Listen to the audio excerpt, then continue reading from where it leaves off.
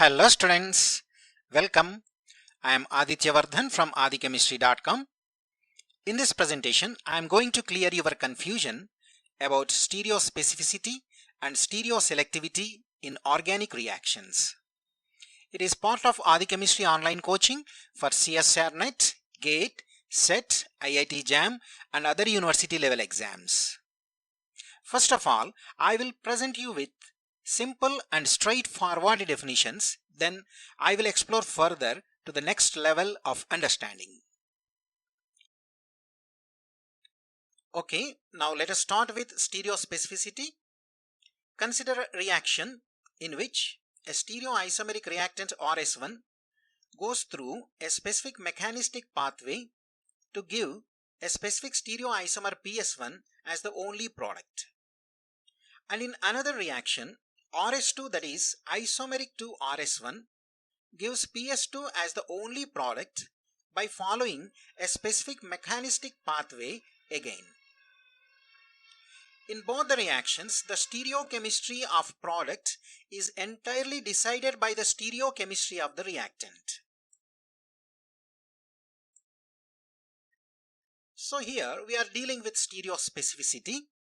These reactions are said to be stereospecific since only one stereoisomeric product is formed exclusively and there is only one mechanistic pathway available. There is no choice. A specific mechanistic pathway is associated with the specific transition state, activation energy and other specific characteristics. Now let us see what is stereoselectivity. Look at this reaction. A reactant R forms two stereoisomeric products PS1 and PS2, and among them PS1 is the major product. This is a stereoselective reaction. Now two mechanistic pathways are possible, so there is a choice.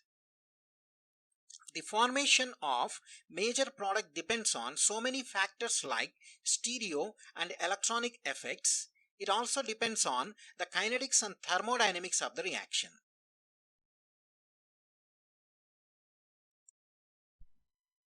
Now let us see the summary of characteristics of stereospecificity and stereoselectivity. First one is, in case of stereospecificity, only one mechanistic pathway is available. There is no choice here. But in case of stereoselectivity, more than one mechanistic pathway with different activation energies are available for a reaction. So there is a choice here. And the second one is, for stereospecificity, a certain stereoisomer gives only a specific stereoisomeric product 100% or a specific 50:50 mixture of stereoisomers. I am going to explain this in the later sections. And in case of stereoselectivity, it results in multiple products with unequal ratio, among which one stereoisomer is more favored.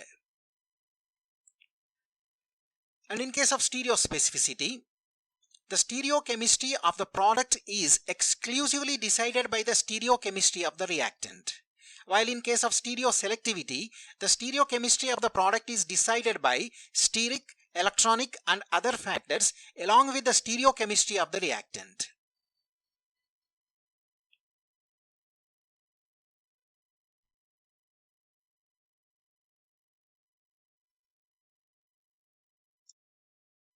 Let us explore further. The classic example of stereospecificity is the reaction involving SN2 mechanism. In this case, the nucleophile attacks from the back side of the leaving group and results in the inversion of configuration at chiral carbon. The transition state involves simultaneous bond making and breaking processes. Hence, only one mechanistic pathway is possible, and that makes SN2 reaction stereospecific. Look at the energy profile of reaction mechanism. You can clearly see that only one mechanistic path is available in SN2 reaction.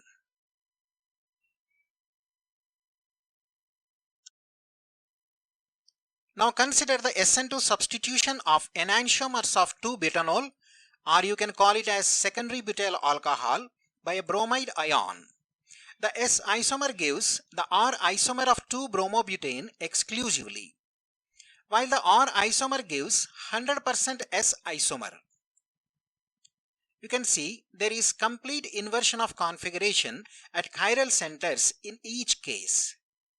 A specific enantiomeric reactant gives a specific enantiomeric product exclusively since they take on a specific pathway during the reaction. Also see the relation between the reactants and products as well as the transition states.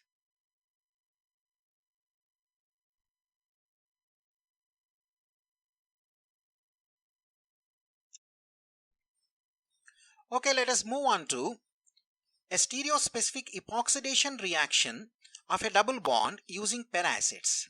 In the present case, the cis-2-butene gives only cis-2,3-dimethyl oxirane, a meso compound, as an exclusive product upon epoxidation with a peracid. Hence, it is a stereospecific reaction. One should recall that the epoxidation is concerted in nature and the attack of reagent is possible from both sides of the double bond.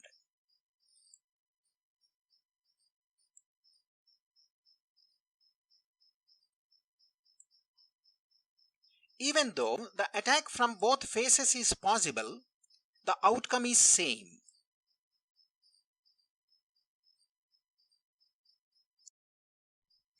You can clearly see that the reaction pathway is same for attack of peracid from both sides since the transition states are equivalent.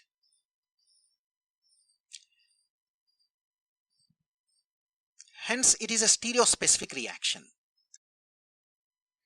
Now consider the epoxidation of trans-2-butene, which results in trans-2,3-dimethyl oxirane as the only product. Actually, it is a 50:50 enantiomeric mixture of trans-2,3-dimethyl oxirane, a racemic mixture. Can you say this as a stereospecific reaction? Yes, because the transition states resulting from the attack of reagent from both the sides are mirror images to each other and hence are at same energy level. That means only one mechanistic pathway is possible. The activation energy for attack from both sides is same. Therefore, the resultant epoxides are also mirror images with equivalent energy. Therefore, the probability of formation of each isomer is equal. Hence, a 50:50% or a racemic mixture of two enantiomers is observed.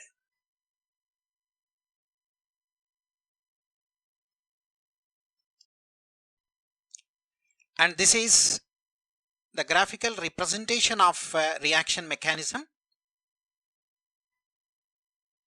There is only one pathway shown because the transition states are mirror images with same energy, and there is equal probability of formation of enantiomers because they are also of same energy but mirror images to each other. Okay, what about a stereoselective reaction? I am taking epoxidation as an example again. Look at the following epoxidation reaction of 3-methyl cyclohexene. It results in two products, that is a cis epoxide and a trans epoxide. However, the trans product is preferentially formed over the cis. Trans epoxide is the major product here. This is a clear case of stereoselectivity since it is neither 100% nor a 50:50 mixture.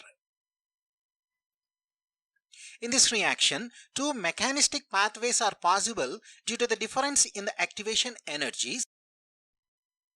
In this reaction, two mechanistic pathways are possible due to the difference in activation energies.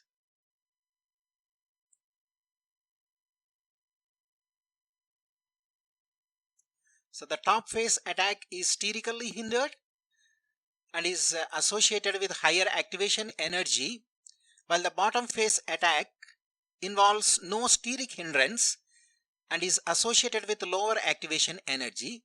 Therefore, the major product is formed when the epoxide formation is due to bottom phase attack of the reagent.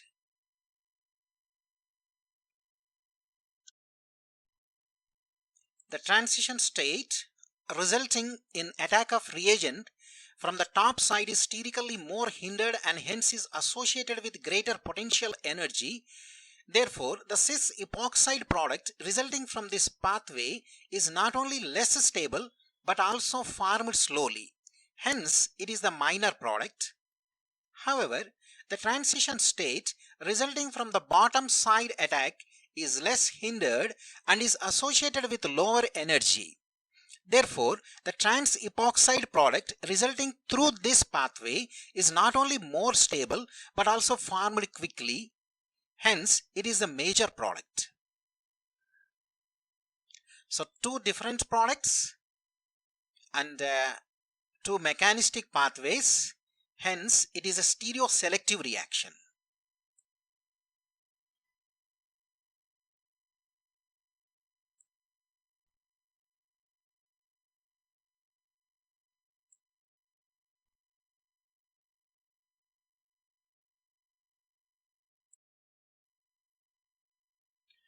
Now, let us see the types of stereoselectivity. There are two types, enantioselectivity and diastereoselectivity.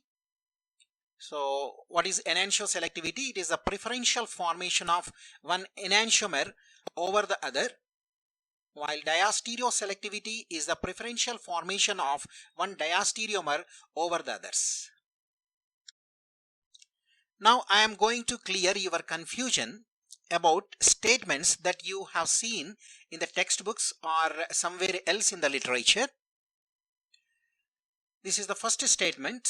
All stereospecific reactions are stereoselective, but all stereoselective reactions are not stereospecific. But I won't agree with this statement. There is no connection at all. Hence, this usage is discouraged by IUPAC nowadays, because a highly stereoselective reaction still has a choice among different mechanistic pathways, while in a stereospecific reaction there is no choice at all. However, this concept has been entered into the textbooks and literature already, so you should be cautious. Now, another statement. A particular reaction can be stereospecific as well as stereoselective. Okay, but not at the same time, but with different reactants. For example, as already seen, epoxidation is stereospecific in one case and stereoselective in the other case. But it is not stereospecific and stereoselective at the same time with a specific reactant.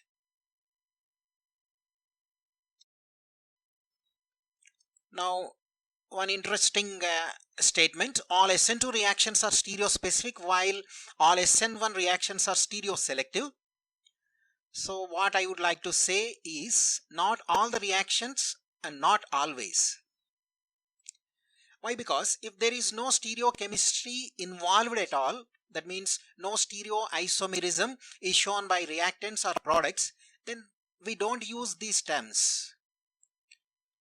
In case of SN2, if other factors like steric effect, electronic effect are also involved, then more than one mechanistic pathway are created. Now the reaction is said to be stereoselective rather than stereospecific.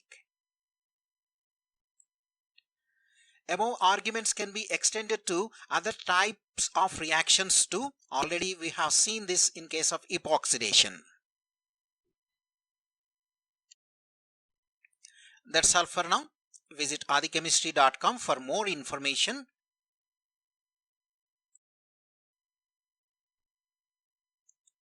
Also, you can send an email to adichemg@gmail.com for IIT JEE and NEET examinations, or adicsiradi@gmail.com for CSIR NET, GATE, IIT JAM examinations.